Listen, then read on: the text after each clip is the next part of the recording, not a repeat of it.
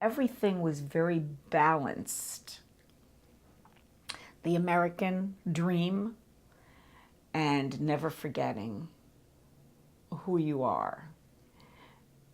My father always used to say to me, "Gedenk, my kind, remember, vergiss nicht, don't forget." And those words are always jumping out at me. So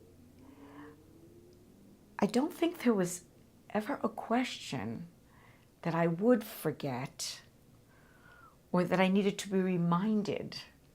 It just seems to be who I am, and I have to say my entire extended family.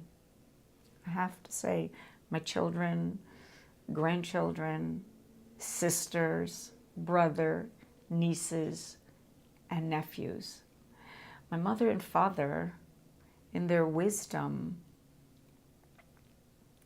created a remarkable Jewish experience, a remarkable Jewish experience where each one of us not only feels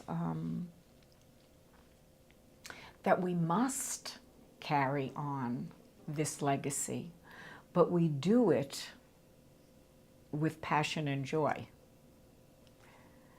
not an obligation.